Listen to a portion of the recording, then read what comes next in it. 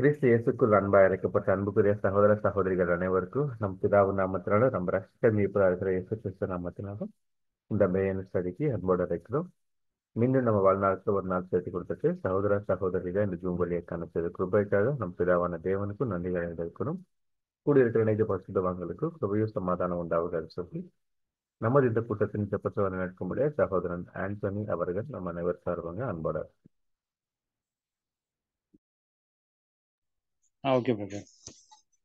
மகா உன்னதங்களின் வசமாக இருந்து பூமி மக்களை கண்ணோக்கி பார்த்து நித்தியம் வழிநடத்துகிற நம் ஒன்றான மீது எனக்கு நம் அன்பின் பொருளாக பிதாவே ஆசீர்வதிக்கப்பட்ட இந்த மாலை வேலைக்காக உங்களுடைய ஒரே பேருக்கு முன்னே இயேசு கிறிஸ்து நாமத்தில் மதிப்பிக்கிறோம்.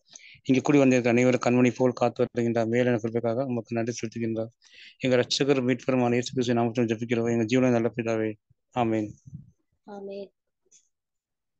Thank you brother. அன்புக்குரிய சகோதர சகோதரிகளே, நம்ம கடந்த நாள் 2 கொஸ்டின்ஸ் நம்ம பார்த்தோம், 32, 33.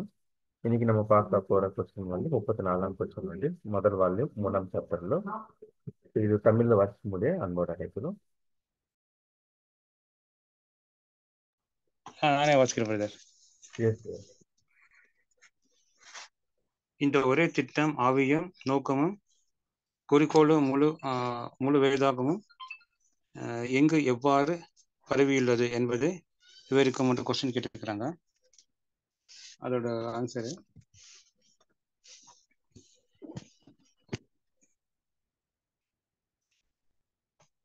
அந்த வகையில் ஒரே திட்டம் ஒரே ஆவி ஒரே நோக்கம் வேதம் முழுவதிலும் நிரம்பி இருக்குது என்பதை காணலாம். மனுஷனுடைய சிருஷ்டிப்பும் வீழ்ச்சியும் வேதத்தின் முற்காலத்திலும் வீழ்ச்சியிலிருந்து ரசிக்கப்படுவதிலும் கடைசி பாகத்துல இதன் மதிய பாகத்தில் தேவனுடைய திட்டத்தின் வெற்றிகரமான படிநிலைமையும் காண்பிக்கிறது. ஆனாலும் வேதத்தில் உள்ள முதல் 3 அதிகாரிகளும் கடைசி 3 அதிகாரிகளும் ஒற்றுமையாக தோன்றினாலும் அவைகளின் பொருள் வேற்றுமை ஆச்சரிக்கப்பட்டிருக்கதே.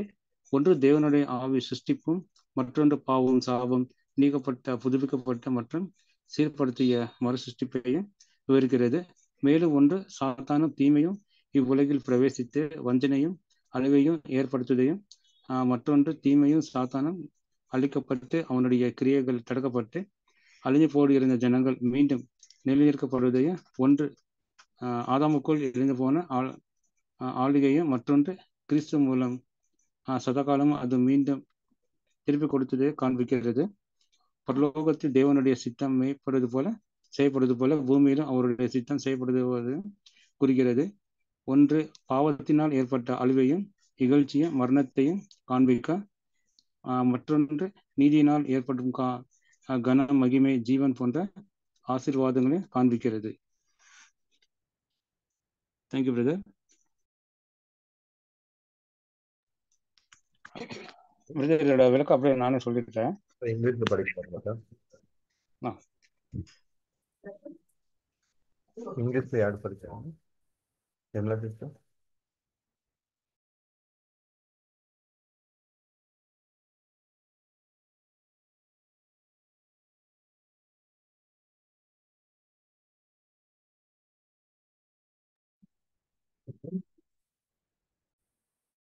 I'll read, brother. Yes, sir.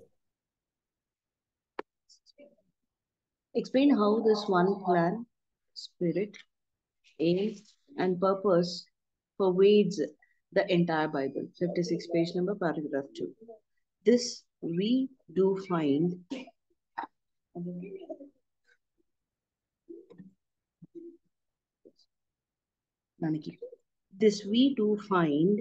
one plan, spirit, aim, and purpose pervades the entire book.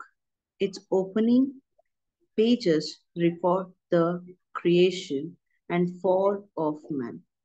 Its closing pages tell of man's recovery from that fall, and its intervening pages show the successive steps of the plan of God for the accomplishment of this purpose. The harmony yet contrast of the first 3 and the last 3 chapters of the Bible is striking. The one describes the first creation, the other the renewed or restored Satan with sin and its penal curse removed. And one shows the Satan and evil entering the world to destroy, deceive and destroy. The other shows his work undone, and the destroyed ones restored, evil extinguished, and Satan destroyed. The one shows the dominion lost by Adam, the other shows it restored and forever established by Christ. And God's will done in earth as in heaven. The one shows sin, the producing cause of degradation, shame, and death. The other shows the reward of righteousness to be glory, honor, and life. Oh. Thank you, sister. அன்புக்குரிய சகோதர சகோதரிகளே, இந்த குறிச்சில் உங்களோட கருத்துக்களை தெரிவிக்க முடிய அன்போடு அழைக்கிறோம். நான் சொல்றேன் பிரதர் தமிழ்ல. Yes brother. இந்த இதுக்கு ஆன்சர் என்ன பார்க்கணாக்கா, இந்த வகையில் இந்த ஒரே திட்டம், ஒரே ஆவி, ஒரே நோக்கம் இந்த வேலக முதலிலும் நிரம்பி இருக்கிறத நம்ம பார்க்கலாம். அப்புறம் இந்த மனுஷனுடைய சிருஷ்டிப்பு வெளிச்சிய வேதத்தில் வந்துட்டு முதல் பாகத்தில், அப்புறம் அந்த வெளிச்சியிலிருந்து ரசிக்கப்படுது அந்த கடைசி பாகத்தில். இது மத்திய பாகத்தில் வந்துட்டு இந்த தேவனுடைய திட்டம் அந்த வெற்றிகரமான நிலைமையை காண்பிக்கிறது நம்ம பார்க்கலாம். ஆனாலும் இந்த வேதத்தில் உள்ள 3 அதிகாரம், ஃபர்ஸ்ட் அந்த 3 அதிகாரத்தில் அப்புறம் இந்த கடைசி 3 அதிகாரங்கள் ஒன்றாக இருக்கிறத நம்ம பார்க்கலாம். ஒன்றாக இருக்கிறதா நான் காண்பிக்கிறது. அவர்களோட பொருள் மேற்றுமை ஆச்சரியப்படத்தக்கது. அதில் ஒன்று வந்துட்டு தேவனுடைய ஆவி சிருஷ்டிப்பு, மற்றொன்று பாவம் சாபம் நீக்கப்பட்டதாகவும் புதிக்கப்பட்டதாகவும் நம்ம இந்த சீர்படுத்திய மறு சிருஷ்டிப்பையும் விவரிக்கிறது. மேலும் இந்த சாத்தான அந்த தீமையும் இந்த உலகத்தில் பிரவேசித்து வஞ்சனை ஆளுமையும் ஏற்படுத்துதும், மற்றொன்று இந்த தீமையும் சாத்தான அழிக்கப்படுவதையும் அவனுடைய கிரியைகளும் தடுக்கப்படுவதையும் அதிலிருந்து ஜனங்கள் மீண்டும் நிலைநிறுத்தப்படுவதையும், அப்புறம் அது ஒன்றாவது வந்துட்டு ஆதாமுக்குள் இருந்து எழுந்து போன இந்த ஆள்கையும், மற்றொன்று கிறிஸ்துவ மூலம் சதா காலமும் அது மீண்டும் திருப்பி கொடுத்ததையும் நம்ம காண்பிக்கிறது. அப்புறம் பரலோகத்தில் தேவனுடைய சித்தம் அந்த செய்யப்படுவது போல இந்த உலோகத்திலும் அவருடைய சித்தம் செய்யப்படுவதையும் கூறுகிறது. இது வந்து ஒன்று பாவத்தினால் ஏற்பட்ட அழிவையும் இகழ்ச்சியும் மரணத்தை காண்பிக்கும், மற்றொன்று நீதியினால் ஏற்படுத்தப்படுத்த இந்த கனம், மகிமை, ஜீவன் போன்ற ஆசீர்வாதங்களையும் காண்பிக்கிறதை நம்ம பார்க்கலாம். இது என்னோட புரிதலாக இருக்கு brother. Thank you brother. Thank you brother. Any other comments, brothers and sisters?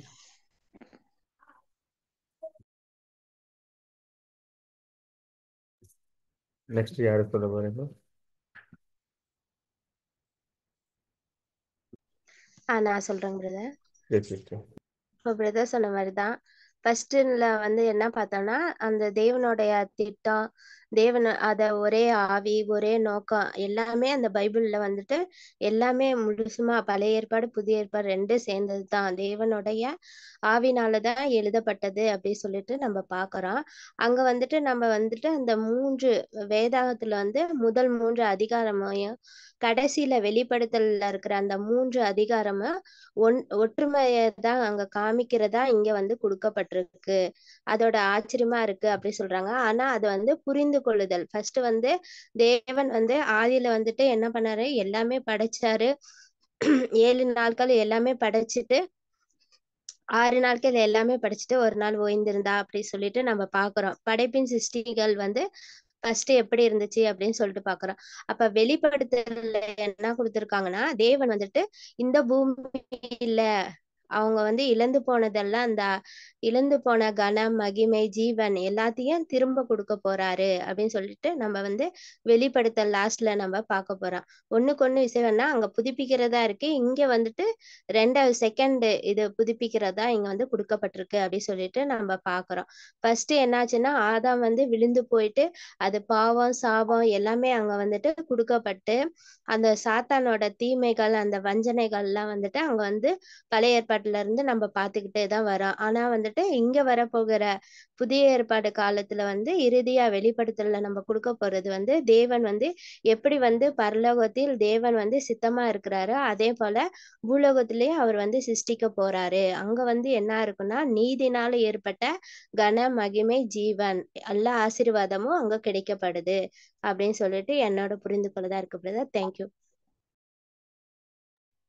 Thank you sister. Sister Pratheesh. Yes brother. இது வந்து இங்க ஃபர்ஸ்ட் வந்து கிரியேஷன் நமக்கு எங்கே தெரியுதுன்னா ஜெனசிஸ் ஃபர்ஸ்ட்ல தெரியுது.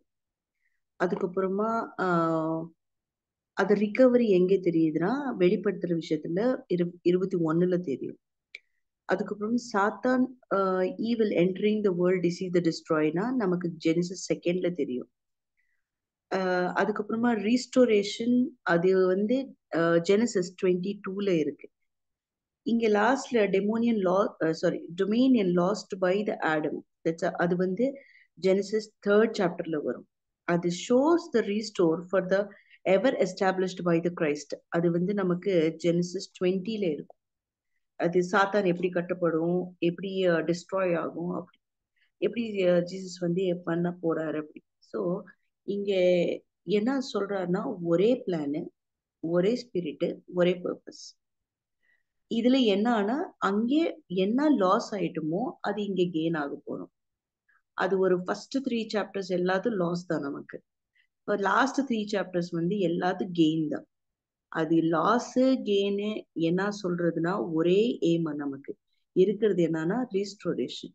அந்த ரீஸ்டோரேஷன் பண்ணணும். அந்த ரீஸ்டோரேஷனுக்கு என்ன சொல்றாருன்னா ஒரு ஒரு ஒரு பிளான் இருக்கு, ஒரு ஸ்பிரிட் அது நடந்தே வர மாதிரி பண்றாரு. அப்போ ஒரு pervades அப்படி ஒரு வேர்ட் இருக்கு ஃபர்ஸ்ட்ல. Purpose pervade the entire book. ஒரே ஸ்மெல் மீனிங். pervadeக்கு மீனிங்னா ஸ்மெல். எது எங்க பார்த்தாலும் நமக்கு எந்த ரீப்ரிண்ட் படிச்சாலும் எது பார்த்தாலும் எந்த பைபிள்ல வேர்ஸ் படிக்கும் போதுனும் ஒரே ஒண்ணு, நம்ம ஆடம் என்ன நிலைமையில இருந்து கீழே வளர்ந்துட்டாரு. அது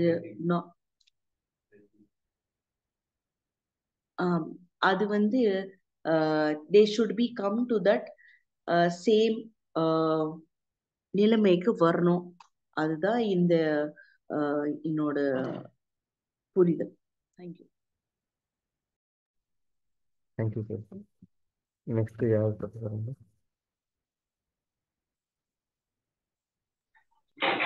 ஓகே பிரதர், எல்லாமே கரெக்டா 2 பேருமே நல்லா சூப்பரா இருந்துச்சு சொன்னது. இதுல ஒரே ஒரு பாயிண்ட் மட்டும் என்னன்னா ஆதியாகமத்துல சொல்லப்பட்டது வீழ்ச்சியை சொல்லப்பட்டிருக்குது, வெளிப்படுத்தல்ல மீட்பை பத்தி சொல்லியிருக்குது. ஆதியாகமத்துல ஆதாம் செஞ்சதை பத்தி சொல்லியிருக்கிறாங்க, வெளிப்படுத்தல்ல இயேசு அத என்ன எப்படி மீட்க போறாரு அப்படின்னு சொல்லியிருக்காங்க. அந்த நடுபாகத்துல தேவனுடைய திட்டம் என்னென்ன அப்படின்னு நம்ம 24 மூப்பர்கள் அப்படின்னு பாக்குறோம் இல்லையா, அந்த 24 மூப்பர்களும் கிறிஸ்து என்ன பண்ண போறாரு, தேவனுடைய திட்டம் என்ன அப்படிங்கறத அங்க கொடுக்கப்பட்டிருக்குது அப்படின்னு இங்க அழகா. மற்றபடி எல்லாமே 2 சிஸ்டரும் சூப்பரா சொல்லிட்டாங்க. ஒன்று பாவத்தினால் ஏற்படுற அழிவையும் இகழ்ச்சியையும் மரணத்தையும் காமிக்குது. இன்னொன்னு என்ன பார்த்தோம்னா நீதியினால் ஏற்படுற கன மகிமை ஜீவன் ஆசீர்வாதத்தை காண்பிக்கிறதாக இருக்குது. Thank you. Thank you sister. Any other comments?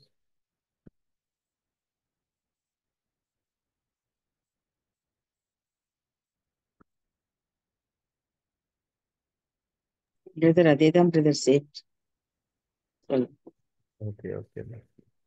So இப்போ பார்த்தா எல்லாரும் சொன்ன மாதிரி தான் இப்போ முதல் 3 சாப்டர்ஸ் கடைசி 3 சாப்டர்ஸ் பைபிள் அப்படின்னு நம்ம பார்க்கறோம் தானே. இப்போ முதல் 3 சாப்டர்ஸ்ல இருக்குது. இங்க கடந்த 3 சாப்டர், கடைசி 3 சாப்டர்ஸ்லவும் நம்ம கம்பேரிசன் கொடுக்குறீங்க. ஸோ இதுல முதல் சாப்டர் இந்த கடைசி 3 சாப்டர்ல எந்த சாப்டருக்கு மேட்ச் ஆகும்?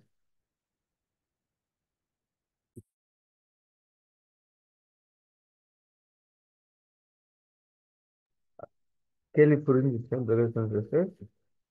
முதல் 3 சாப்டர்ஸ்ல ஃபர்ஸ்ட் சாப்டர் பார்த்தா கிரியேஷன் பத்தி இருக்குது. ஸோ அந்த கிரியேஷன்ல வந்து அவங்க அது மிஸ் பண்ணிருக்கிறாங்க, அந்த டிசோபீடியன்ட் ஆயிடுச்சு. ஸோ நெக்ஸ்ட் 2ஆம் சாப்டர்ல வந்து கிரியேஷன் இருக்குது. 2ஆம் சாப்டர்ல சாத்தான் என்ட்ரி இருக்குது. அவங்க எப்படி ஆடாம் ஏவ்னு வந்து வஞ்சிக்கிறது. 3ஆம் சாப்டர்ல வந்து இந்த பூமி மேல ஆளுகை செய்யற அந்த அதிகாரம் அவங்க மிஸ் பண்ணிருக்கிறாங்க. அதனால மரணம் வந்துச்சு. இதை 3 நமக்கு தெரியுது. கடைசி 3 சாப்டர்ஸ் இதோட ரீஸ்டோரேஷன் அப்படின்னு நம்ம பார்க்கிறோம். So, அந்த 3 சாப்டர்ஸ்ல எந்தெந்த சாப்டருக்கு இது 3 பொருந்து வரும் அப்படி கேள்வி கேட்கலாம். புரிஞ்சுச்சா? சிஸ்டர் சொன்னாங்களே brother. ஒரே சிஸ்டர் சொன்னாங்களா?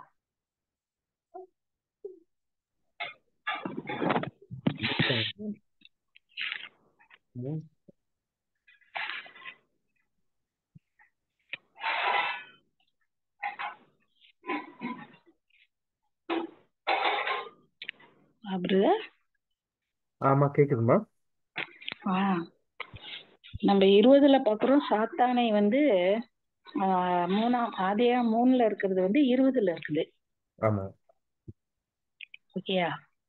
அப்புறம் அவருடைய சிற்சிப்பின் அவருடைய திட்டங்கள் அவங்க என்ன சொல்றாருன்னா உனக்கும் ஸ்ரீக்கும் அந்த 2வது அதிகாரம் அது வந்து 21ல இருக்குது. புதிய வானமும் புதிய பூமியும் அவர் சிரிக்க போறாரு இல்லையா? இந்த பழைய இப்ப இருக்கிற அந்த வானமும் பூமி என்ன ஆயிடுச்சுனாக்க பொல்லாங்கனுக்குள் ஆயிடுச்சு. புதிய வானத்தையும் புதிய பூமியும் அங்க உண்டாக்க போறாருங்கிறது 21ல இருக்குது. Okay brother. ஓகே. 22ல இருக்கு. ஓகே. ஓகே. ஓகே. வேற எது அதர் கமெண்ட் இல்ல நம்ம நெக்ஸ்ட் क्वेश्चन பார்க்கலாம். சவுண்டே வரல பிரதர், எனக்கு சவுண்டே கேட்க மாட்டேங்குது. இப்போமா ரொம்ப கம்மியா தான் இருக்கு சவுண்ட். ரொம்ப கவனமா கேட்க வேண்டியதா இருக்கு. ஓகே.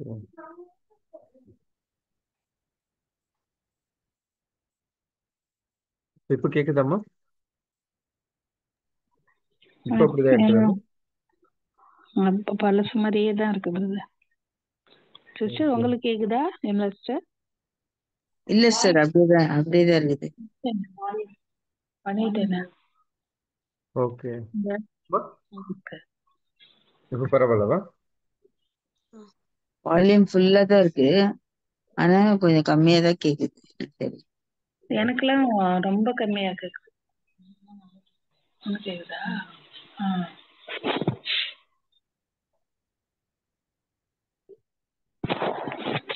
இப்ப பேசுங்க. இப்போமா இப்போ கேக்குதாமா? இப்ப கொஞ்சம் பரவாயில்ல. ஓகே. நம்ம அடுத்த क्वेश्चन பார்க்கலாம். Okay.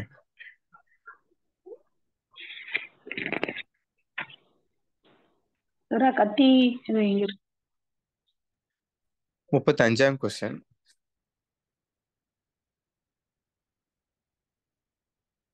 Is the Bible merely a collection of moral precepts, wise maxims and words of comfort? இந்த क्वेश्चन அப்படி தமிழ்ல வாசிக்க முடிய அன்போடு அழைக்கிறோம்.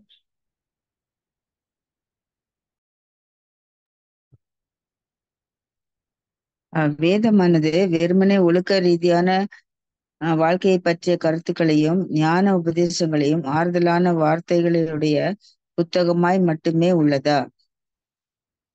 அதுக்கு ஆன்சரு, அதுக்கு விளக்கம் சொல்றாங்க.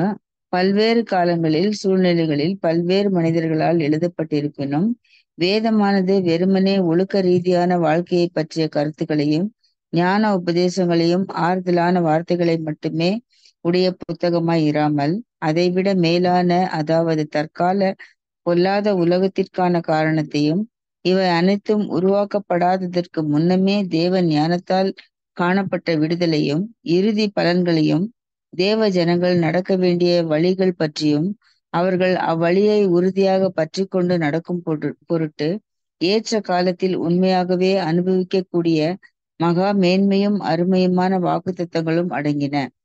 ஏற்றுக்கொள்ளக்கூடிய தத்துவ ரீதியான ஒன்றுக்கொன்று ஒப்புமையான புத்தகமாய் இருக்கிறது. Thank you sister. இது அப்படியே இங்கிலீஷ்ல வாசிக்க முடியும் அன்போட இருக்கு.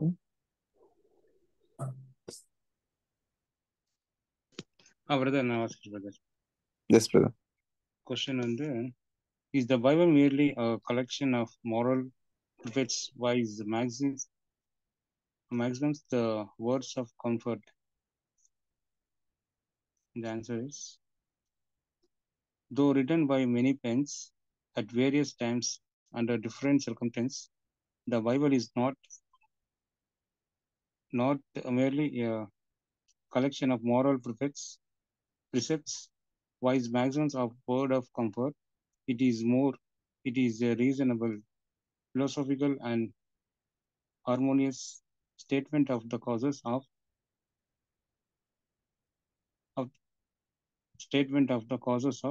present evil in the world, its only remedy and the final results as seen by divine wisdom, which saw the end of the plan from before its beginning,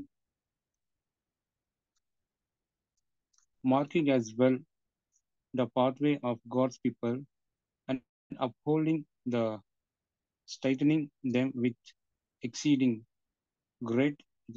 Clear தெரியல, ஒரு நிமிஷம்.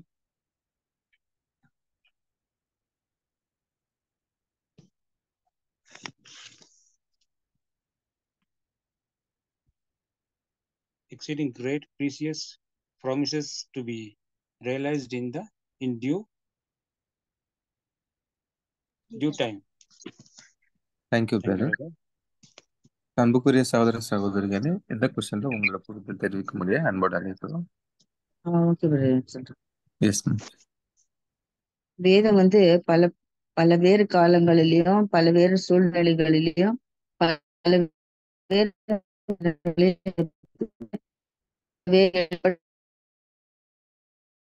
அது வெறும்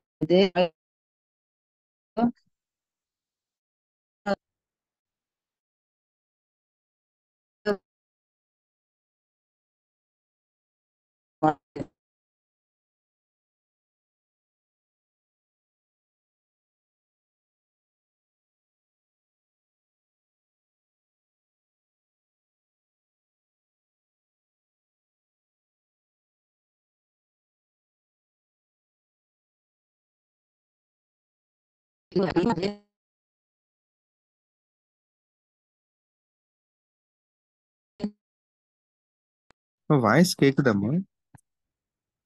கேட்கலாம் பிரதர். அதான் எங்களுக்கு ப்ராப்ளம் இருக்குதோ அப்படின்னு நினைக்கிறோம். எனக்கு தான் இருக்காக்குண்ணா. இல்லம்மா, எனக்கும் கேக்கலம்மா. விட்டு விட்டு கேக்குது.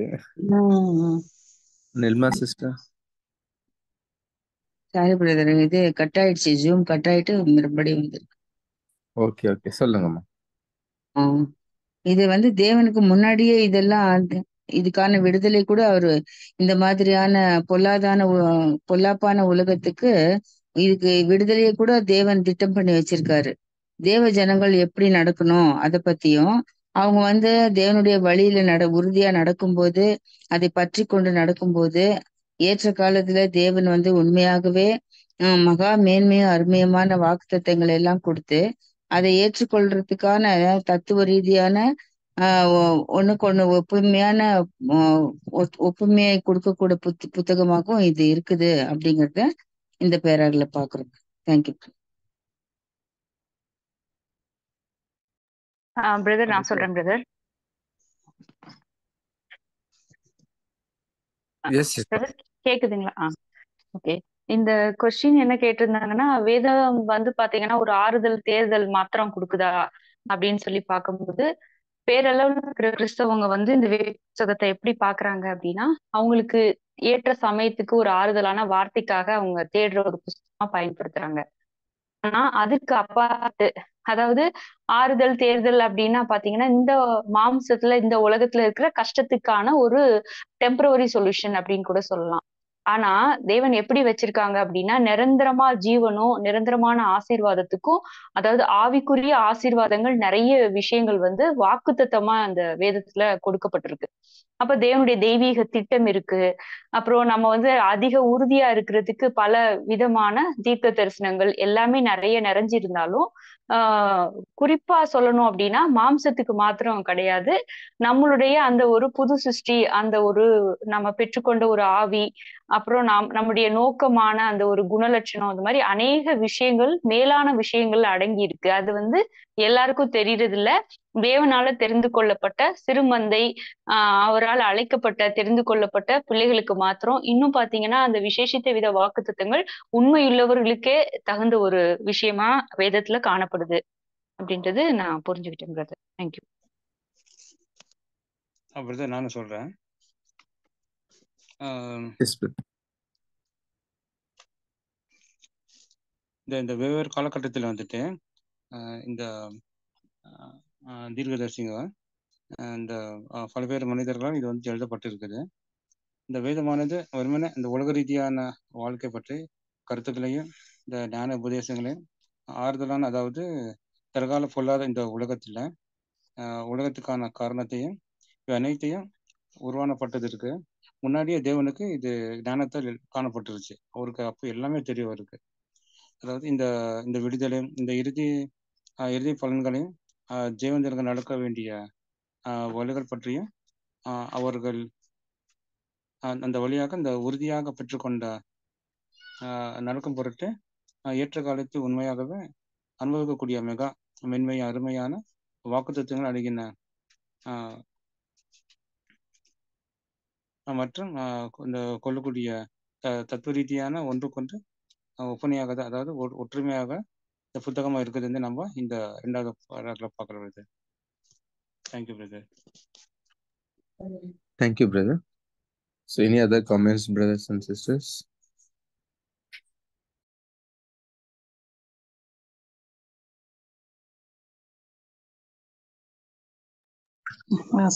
எல்லாரும் சொன்னது மாதிரி தான். இது வந்து ஒழுக்கத்தை பத்தியோ இல்ல வாழ்க்கையில ஒரு சந்தோஷமா இருக்கிறத பத்தியோ மட்டும் இல்ல. எல்லாரும் நம்ம பேர் சபையில பாக்குறோம் ஞானோபதேசங்கள் அப்படின்னு சொல்லுவாங்க. அது மாதிரி ஆறுதலா கொடுக்குற வார்த்தை மட்டும் இல்ல, இந்த பொல்லாத உலகத்துல இருந்து மீட்டு கொடுக்குற அந்த காரியமும் தேவனுடைய ஞானத்தை பத்தினா இங்க நிறைய சொல்லியிருக்கிறாங்க. இன்னும் மேன்மையான அருமையான வாக்கு தத்தங்களும் நமக்கு இங்க கொடுக்கப்பட்டிருக்குது அப்படிங்கிறத இங்க நம்ம தத்துவ ரீதியான ஒன்றுக்கொன்று ஒப்புமையான புத்தகமாக இருக்குது. ஒழுக்க ரீதிகளும் இருக்குது, சந்தோஷப்படக்கூடிய காரியங்களும் இருக்கு. அதே சமயத்துல இனி நமக்கு வரப்போற பலன்களை பத்தியும் இந்த புத்தகம் நமக்கு கொடுக்கப்பட்டிருக்குது அப்படிங்கிறத இங்க நமக்கு பாக்குறோம். தேங்க்யூ. Thank you, sister. வேற ஏதி அதர் கமெண்ட்ஸ்? இதுல எதனா கேள்விகள்?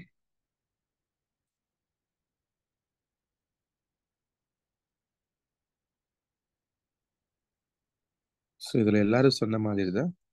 ஸோ தேவனுக்கு எல்லாமே தெரியும். ஸோ இது மட்டும் பேர் சபையில பாக்குற மாதிரி ஆறுதலோ இல்ல நீதி மற்ற கிரந்தத்துல சொல்ற மாதிரி ஒரு கம்ஃபர்ட்டோ ஒரு நீதி இப்படிதான் நம்ம மனிதன் நடிக்கணும் அப்படிதான் இது இருக்குதா பைபிள் அப்படின்னா அது மட்டும் இல்ல அப்படின்னு நமக்கு இதுல பார்க்கலாம். அதுக்கு மேல ரொம்ப அதிகமா நமக்கு பைபிள்ல வந்து சொல்லப்படுறது அப்படி நம்ம பார்க்கலாம், புரிஞ்சுக்கலாம். ஏன் இந்த உலகத்துல தீமை அனுமதி கொடுத்திருக்காங்க தேவன், ஸோ அதோட நெக்ஸ்ட் ஸ்டெப்ஸ் எப்படி இருக்குது, அதோட ஃபைனல் ரிசல்ட் எப்படி வரப்போகுது, ஸோ எல்லாமே வந்து தேவனோட அவங்களோட ஞானத்தினால் எல்லாமே முன்னாடி பாக்குறாங்க. ஏன்னா ஸ்டார்டிங்ல இந்த பூமி கிரியேஷன் பண்றதுக்கும் இந்த மனிதன் கிரியேஷன் பண்றதுக்கு முன்னாடியே எல்லாமே நினைச்சுதான் அதுக்கப்புறம் தான் அவங்க வந்து அந்த பிளான் வந்து எக்ஸிக்யூட் பண்ணது நமக்கு தெரியும். ஸோ இது பத்தி எல்லாமே இந்த பைபிள்ல தான் நம்ம பார்க்க முடியும் ஆனா தேவனோட பிள்ளைகளா இருக்கிற நமக்கு வந்து ஏற்ற காலத்துல அவங்களோட வாக்குத்தத்தம் மேல அவங்க கொடுத்த இந்த great and great and precious promises, அது எதுக்கு வாக்குத்தத்தங்கள் நமக்கு அந்த ஏற்ற காலத்துல நமக்கு பலன் கொடுக்கும், அந்த ஏற்ற காலத்துல நமக்கு புரியும். அப்படி நம்ம இதுல பார்க்கலாம். ஸோ வேற எதனா கருத்துக்கள் இருந்தா நீங்க தெரிவிக்கலாம். நம்ம அடுத்த கொஸ்டின் கலந்து போடலாம். நான் ஒரே ஒரு பாயிண்ட் ஆட் பண்ண நினைக்கிறேன். இது வந்து ஒரே ஒரு லாஸ்ட் வேர்டு இருக்கு. God, ஒரே நிமிஷம். which saw the end of the plan from before its beginning, making as well the pathway of God's people and upholding the strengthening them with exceeding great and precious promises to be realized in due time. இது வந்து நம்ம ஸ்டார்டிங்லவே when ஜெகத் புனாதி ஆகுக்கு முன்பே அவங்க தெரியும் நல்லாவே search class ஒரு இருக்கும், அவங்க ஒரு வழி காட்டணும். இந்த பிகினிங் இட் செல்ஃப் அது ஒரு நமக்கு ஒரு ஹோல்ட் பண்றதுக்காக. இப்போ நானே ஒரு 2 days 3 daysல இருந்து எக்ஸாம்பிள் சொல்றேன். I was completely trained. ஒரு ப்ராமிஸ் நமக்கு இருக்கு. ஸோ ஏதோ ஒரு சிஸ்டர் கிட்ட பேசும்போதோ பிரதர் கிட்ட பேசும்போதோ நமக்கு ஒரு ஸ்ட்ரென்த் கிடைக்கும். ஸோ அந்த ஸ்ட்ரென்த் எப்படி கிடைக்கும்னா ஒரு வேர்டு நமக்கு வரும், ஒரு ஒரு ப்ராமிசஸ் ஹி இஸ் கிவிங். எப்போ அந்த டியூ டைம்ல தான் அது வெளியில படுத்துரும். ஸோ நமக்கு என்ன இந்த யாரு எழுதுனாலும் ஒரே பெண்ணு தான் எழுதுறது, ஒரே பெண்ணு எழுதுறது, ஒரே அவங்க இருக்கிற சூழ்நிலை ஒரே தான்.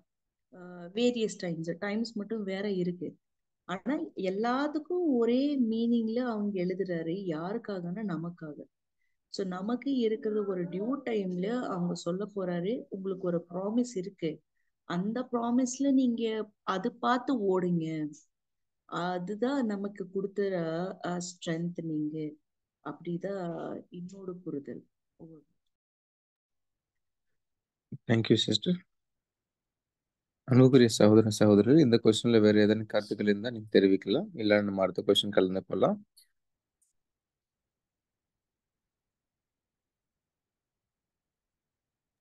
அடுத்த கொஸ்டின் போயிடலாம். புரியுதுங்க, அடுத்த கொஸ்டின் போயிடலாம்.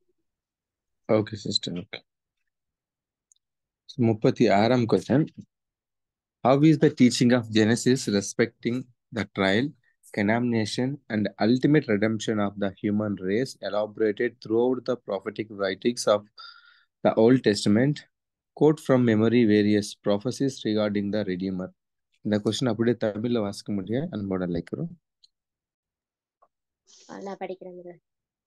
மனித சந்ததியின் பரீட்சை, தண்டனை மற்றும் இறுதியான மீட்பு குறித்த ஆதியாகமம் போதனையானது பழைய ஏற்பாட்டு தீர்க்கதரிசிகளின் எழுத்துக்கள் எங்கு எவ்வாறு விளக்கி கூறப்பட்டுள்ளது, மீட்பர் தொடர்புடைய பல்வேறு தீர்க்க தரிசனங்களை ஞாபகப்படுத்தி குறிப்பிடவும்.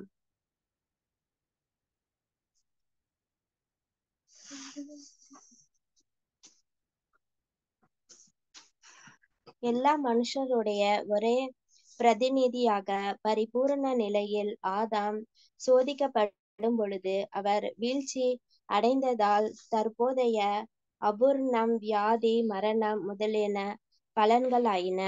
ஆயினும் தேவன் அவரை வெறுத்து விடாமல் ஸ்திரீகளிடத்தில் பிறந்த ஒரு மீட்பர் மூலம் அவரை குணமாக்கி எல்லா வகையிலும் அவரை நிலைநிறுத்தி விருத்தியாக்குவார் என ஆதியாகமம் போதிக்கிறது. ஆதியாகமம் 3:15. ஆதாமுக்குள்ளும் ஏவாளுக்கும் தேவன் தோல் உடைகளை அணிவித்தும் ஆபேலுடைய பலிகள் அங்கீகரிக்கப்பட்டதும் ஈசாக்கு பலியிடப்பட்டதும் முற்பிதாக்கள் செலுத்திய பல்வேறு பலிகளும் நியாய பிரமாணத்தின் மூலம் துவக்கப்பட்டு யுகம் முழுவதும் செலுத்தப்பட்ட பலிகளும் எதை குறிப்பிட்டு காட்டுகிறது என்றால், தேவனுடைய நீதிக்கு குறைவு ஏற்படாமல் மனுஷனை மரணத்திலிருந்தும் பாவத்திலிருந்தும் விடுவிக்க ஒரு மீட்பரின் மரணம் பாவத்தை போக்கும் பலியாகவும் அவருடைய நீதி பாவத்தை மூடும் வஸ்திரமாகவும் இருப்பதை குறிக்கிறது. தீர்க்கதரிசிகள் தாம் எழுதினவற்றை முழுவதும் அறிய கூடாதவைகளாயினும் 1 பேதுரு 1:12 பாவங்களை சுமக்கும் வாயிலாக மிருகங்கள் அல்ல, ஒரு மனுஷனே தேவை என்று தங்களுடைய தீர்க்க தரிசன பார்வையில் யார் மீட்பராகவும் இரட்சகராகவும் அடிக்கப்படும் ஆட்டுக்குட்டியைப் போல வருவார் எனவும் நமக்கு சமாதானத்தை உண்டு பண்ணும் ஆக்கினியை அவர் மேல் வந்து எனவும் அவருடைய தழும்புகளால் நாம் குணமாகிறோம் எனவும் உரைக்கின்றார்.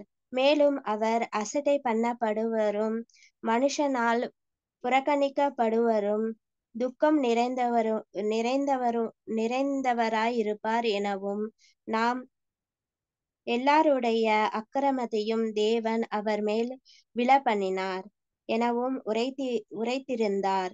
ஏசாயா 53:3-6 அவர்களது இரட்சகர் எங்கே பிறப்பார் எனவும் மீகா 5:2 அவர் அப்பொழுது மரிக்க வேண்டும் என்றும்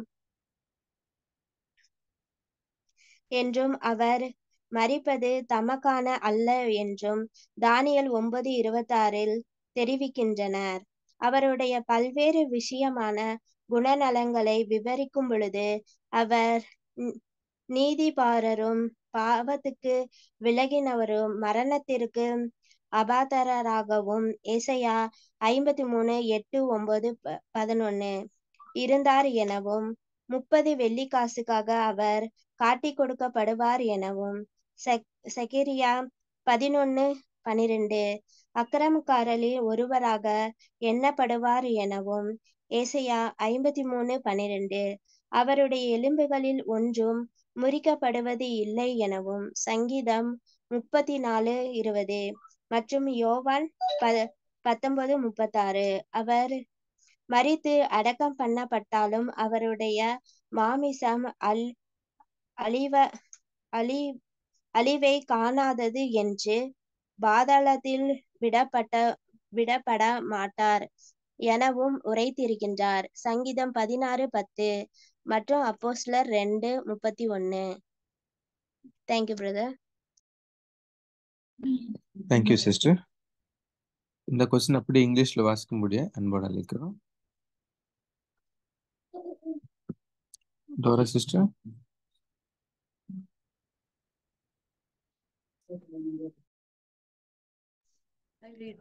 பிரதர் கொஞ்சம் ஸ்பெக்ஸ் இல்ல பிரதர், வேற யாராவது படிக்க சொல்லுங்க. Okay sister. I'll read, brother. Right. The teaching of Genesis that man was tried in a state of original perfection in one representative that he failed, and that the present imperfection, sickness, and death are the results, but that God has not forsaken him and will ultimately recover him through a Redeemer born of a woman, Genesis 3:15, is kept up and elaborated all the way through.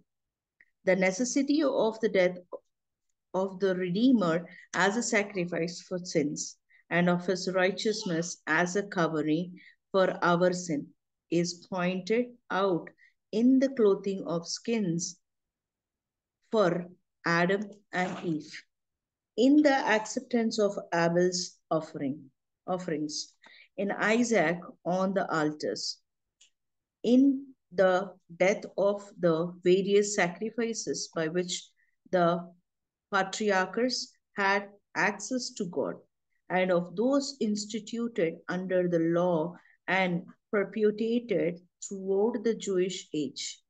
The prophets, though credited with understanding, but slightly and significance of some of their utterances.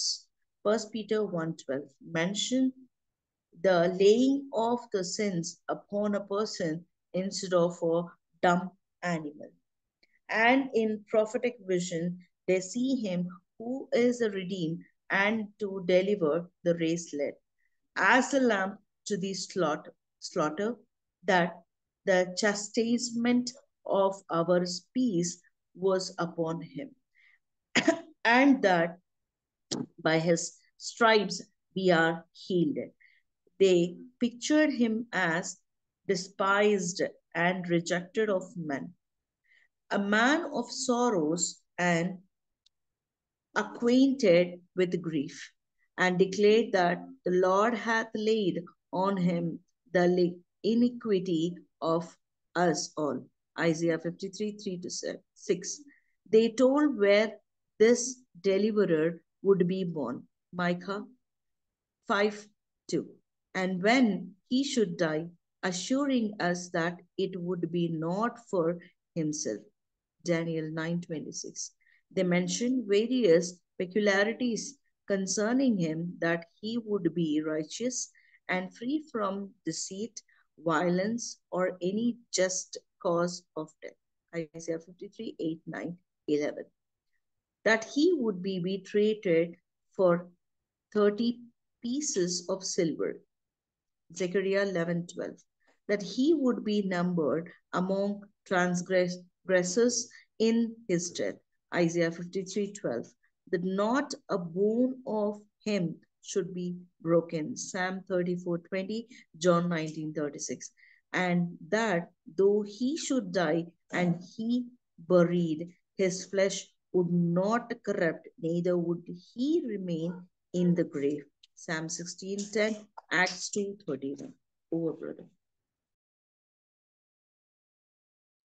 Thank you sister.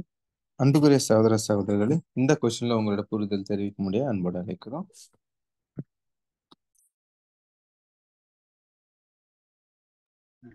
Brother நான் சொல்றேன் brother.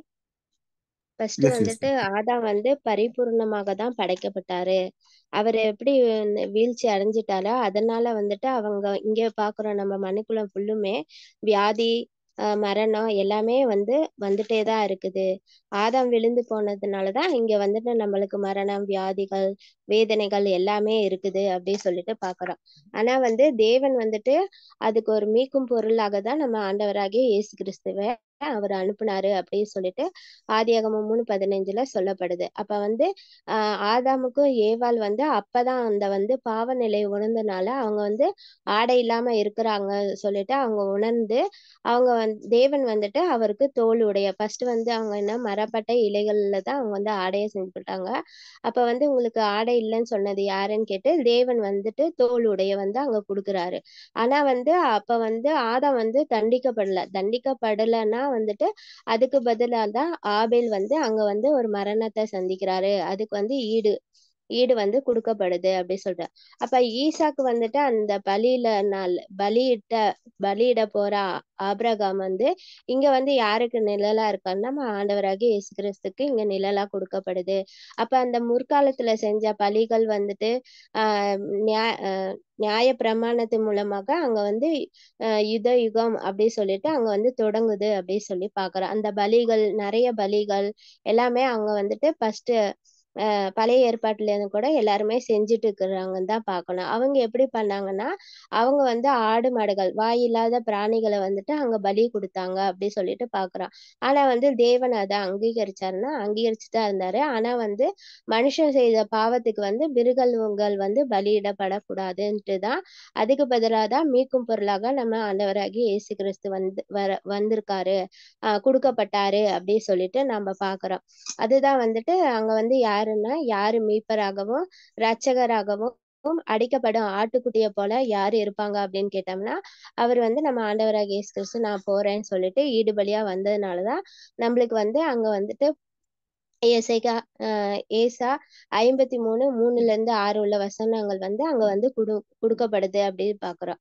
நமக்கு சமாதானத்தை உண்டு பண்ணும் ஆக்கினியே அவர்கள் மேல் வந்தது அப்படின்னு பாக்குறோம். அவர் வந்து அவருடைய தழும்புகளால நாம குணமாகுறோம் அப்படின்னு சொல்லிட்டு பாக்குறோம். அப்படி இருந்தா கூட அவங்க இஸ்ரேல் மக்கள் வந்து அவரை வந்து அசட்டை பண்ணினாங்க, அவரை வந்து புறக்கணித்தாங்க அப்படின்னு சொல்லிட்டு பாக்குறோம். அதுக்கு பதிலாக தான் அவங்க வந்து புறஜாதிகள் இடத்துல வந்தாரு.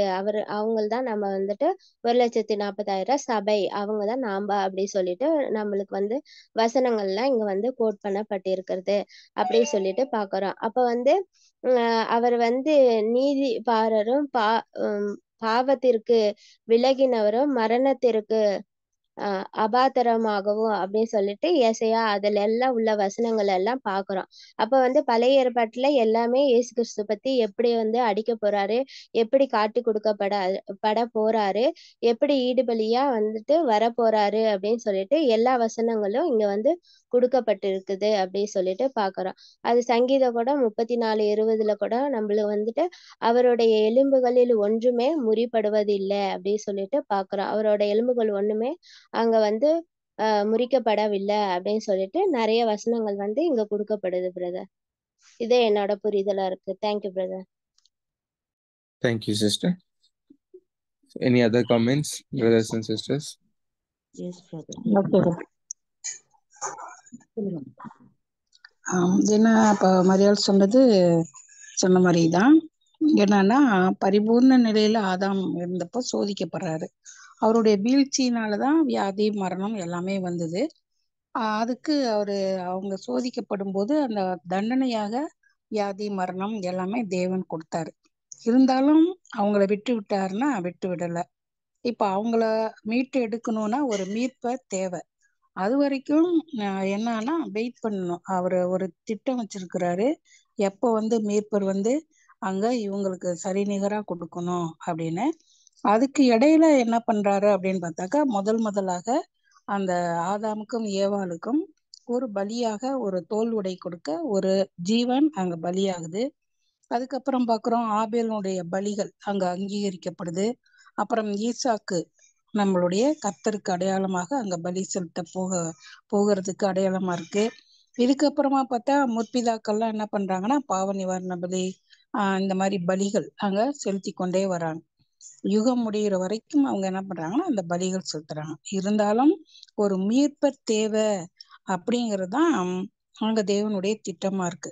ஆனா இத குறித்து தீர்க்கதரிசிகள்லாம் எழுதியிருக்கிறாங்க. நிறைய நம்ம படிச்ச வசனம் எல்லாம் அங்க எழுதியிருக்கிறாங்க. ஆனா அவங்களுக்கு இந்த தீர்க்க தரிசனத்தை பத்தி தெரியாது.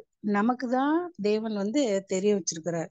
அது 1 பேதுரு 1:12 நம்ம படிக்கிறோம். தங்கள் நிமித்தம் அல்ல, நமது நிமித்தமே இவைகளை தெரிவித்தார்கள் என்று அவர்களுக்கு வெளியாக்கப்பட்டது. பரலோகத்தில் இருந்து அனுப்பப்பட்ட பரிசுத்தாவியினாலே உங்களுக்கு சுவிசேஷத்தை பிரசங்கித்தவர்களை கொண்டு இவைகள் இப்பொழுது உங்களுக்கு அறிவிக்கப்பட்டு வருகிறது அப்படிங்கிற. இவைகளை உற்று பார்க்க தேவதூதரும் ஆசையா இருந்தாங்க. அப்போ கிறிஸ்து வருவாரு, பலி ஆகுவாரு அப்படிங்கறதெல்லாம் தீர்க்கதரிசிகள், ஒவ்வொரு தீர்க்கதரிசியும் மீகா தீர்க்கதரிசி எழுதியிருக்கிறாரு, ஏசாயா எழுதியிருக்கிறாரு, தானியேல் எழுதியிருக்கிறாரு, சங்கீதத்துல எழுதியிருக்கிறாங்க, அப்போஸ்தலர்லயும் எழுதியிருக்கிறாங்க. ஆனா அவரு பாவங்களை சுமக்க அவரு ஒரு வாயில்லா மிருகமா மனிதனாக வரப்போறாரு, அடிக்கப்படுற ஆடா வரப்போறாரு, அவருடைய தழும்புகளால் குணமாக போகிறோம், அவர் அசட்டை பண்ணப்பட்டவராகவும் புறக்கணிக்கப்படுறவராகவும் இருக்க போறாரு. நம்முடைய அக்கிரமத்துக்காக தேவன் அவர் மேல அந்த பாவத்தை சுமத்தி வச்சாரு.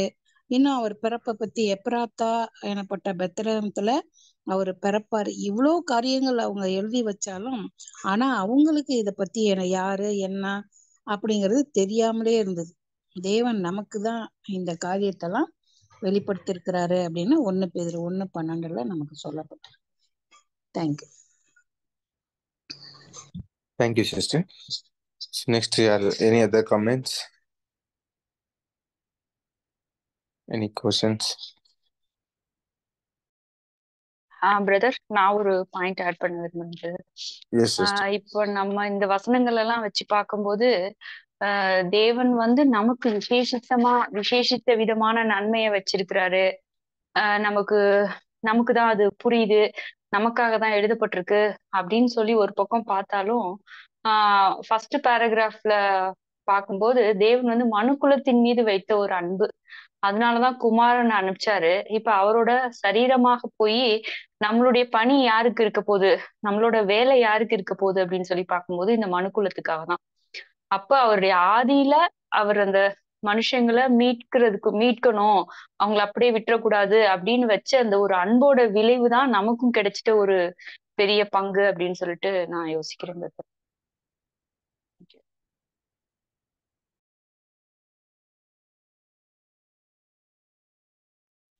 Thank you, sister. Next, Sister Pratyusha. Yes, brother. இது புரிதல் எப்படின்னா, how is the teaching of a Genesis? கேக்குதாமா? ஓகே. இப்போ இதுல எனக்கு புரிஞ்சுச்சு என்னன்னா, how is the teaching of a Genesis respecting trial, condemnation, ultimate redemption of the human race. So இது மூணு விஷயத்த பேசுறாரு. Trial, condemnation, ultimate redemption of the human race. இதுல ப்ராஃபிட்டிக் என்ன எழுதிட்டாரு ஓல்ட் டெஸ்டமெண்ட்ல, அந்த ரிடீமருக்கு ஜீசஸ் எங்க கோட் பண்ணப்பட்டது அப்படி எல்லாரும் சொன்னாங்க. எனக்கு லாஸ்ட் ப்ரீவியஸ் கொஸ்டின் படிச்சிட்டோம் நாம. ஒரு நிமிஷமா, சாரி. நம்ம லாஸ்ட் கொஸ்டின் படிச்சிட்டோம். அந்த லாஸ்ட் கொஸ்டின்ல என்ன படிச்சிட்டோம்னா, 3 சாப்டர்ஸ் ஜெனசிஸ்ல இருக்கு, 3 சாப்டர்ஸ் நமக்கு ரெவல்யூஷன்ல இருக்கு. ஸோ இந்த ட்ரையலு எங்க ஸ்டார்ட் ஆயிடுச்சுன்னா, நமக்கு ஜெனசிஸ்ல ஸ்டார்ட் ஆயிடுச்சு. எங்க இந்த ஆடம் ஈவ்ல இருந்து ஸ்டார்ட் ஆயிடுச்சு. அதுல இருந்து கொண்டு போயிட்டு நமக்கு ட்ரையல் எப்படி வரும், அந்த ட்ரையல நமக்கு டெத் எப்படி வந்துச்சு, அதுக்கப்புறமா அது கண்டெம்னேஷன் எப்படி அது ஒரு ஸ்டாப் பண்றாரு, ஸ்டாப் பண்ணிட்டு ரிடிப்ஷன் நமக்கு ஒரு ரெமெடி எங்க இருக்கு, என்ன இருக்கு, அதுதான் இங்க நம்ம நல்லா தெரியும். அப்ரஹாம் எப்போ இசாக்கு பலி கொடுக்கறது என்னன்னா, அது பிதாக்கு, அது ஜீசஸ்க்கு குறிக்கப்பட்டது. அது அங்கே ஒரு கோட் ஒரு கொடுத்தது அவங்கதான் அப்படி சொல்றோம். அவங்க ஆடம் ஈவுக்கு கொடுத்த கிளாத் அதுதான் சொல்றோம். இப்ப சேம் அங்கே கொடுத்துற கிளாத் நமக்கும் கொடுத்துட்டாரு, அவங்களோட ரான்சம். சோ இங்க எல்லாத்துக்கும் ஒரு ரீசன் இருக்கு, ஒரு டிக்ளரேஷன் இருக்கு, ஒரு கண்டெம்னேஷன் இருக்கு. சோ இது எல்லாத்துக்கும் ஒரு சீக்வன்ஸ், ஹார்மோனியஸ் சீக்வன்ஸ் அப்படி சொல்லலாம்.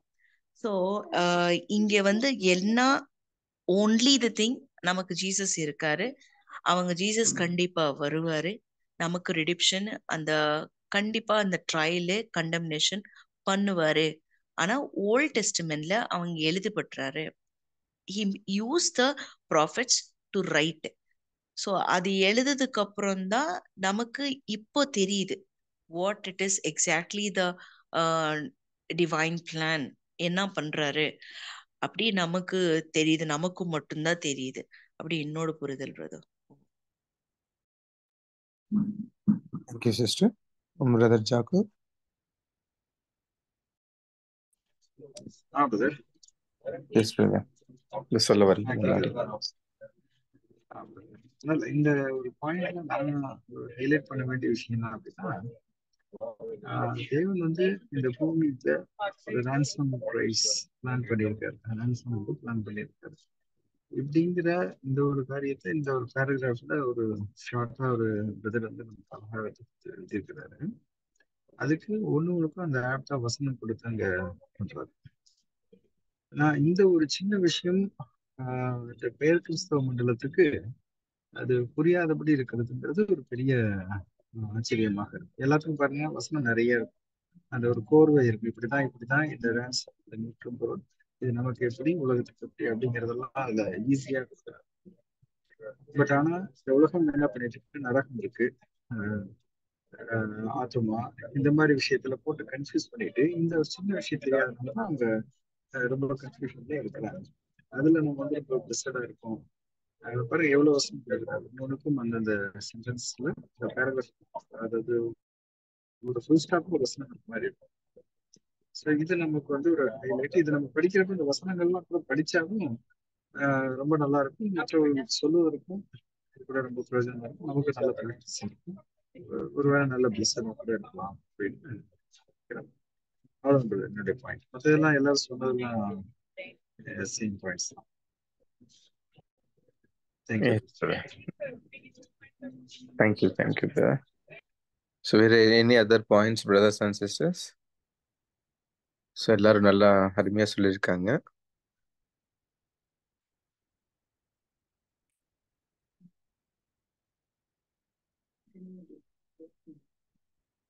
ஸோ இதுல எதனா கேள்விகள் இருந்தால் நம்ம பார்க்கலாம். இல்லைன்னா நம்ம எனவே நீங்கள் படிக்கலாம்.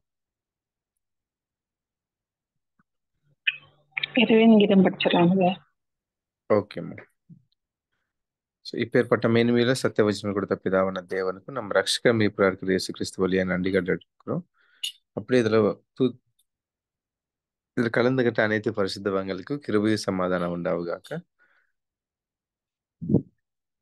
இறைவன் நீங்க திங்கள் படிக்க முடிய சகோதரி மரியா அவர்கள் முடிவு ஜபத்தில் வர நடக்க முடிய சகோதரி நிர்மலானும் நம்ம அனைவரும் சார்பாங்க அன்போடு அழைக்கிறோம். இரவின் இனிய கீதங்கள்.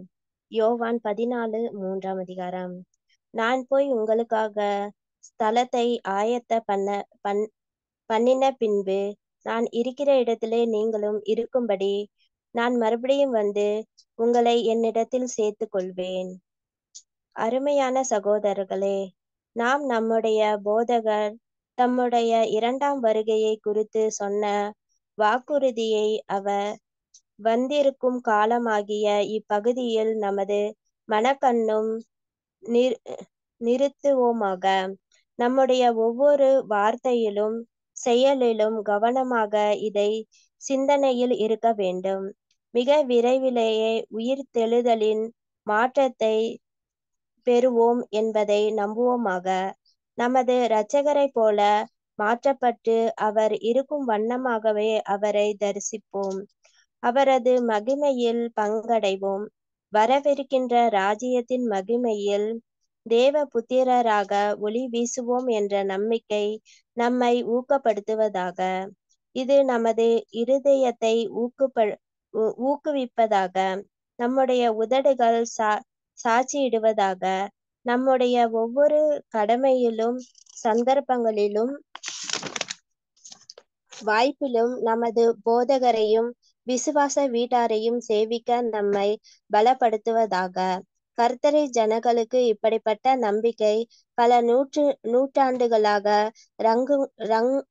ரங்குரம் போல் இருந்தது என்றால் அவருடைய பிரசன்னத்தில் காலத்தில் ஜீவித்து இருக்கிற நமக்கு எப்படி இருக்கும்? அவருடைய வெளிப்பாட்டை காண காத்திருக்கும் நமது ராஜ்யத்தின் மகிமையை வெளிப்படுத்தும். ஆமென்.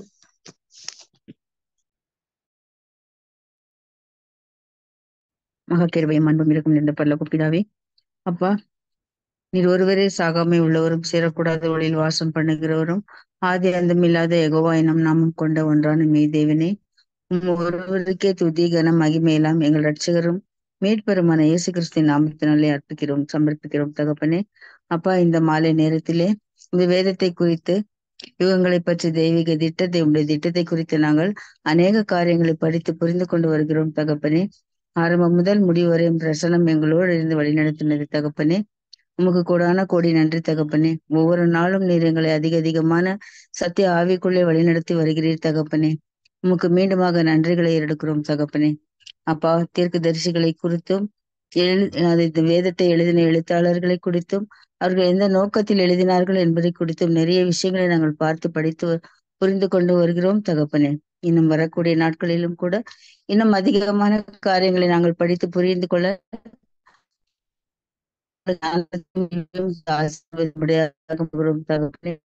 கூடியிருக்கிற எல்லா சகோதர சகோதரிகளையும் கருத்திலும் ஒவ்வொருவரும் ஆவியிலே வழிநடத்தும்படியாக மன்றாடுகிறோம் தகப்பனே. கேட்டதும் கேட்டு மறந்ததும் வராத சகோதரிகளுக்காகவும் மன்றாடுகிறோம் அப்பா. இந்த சிறிய எங்கள் மீட்பரும் போதுகருமான இயேசுவின் இனிய நாமத்தினாலே கெஞ்சி மன்றாடுகிறோம் எங்கள் ஜீவனுள்ள நல்ல பிதாவே. ஆமென். Brothers and sisters.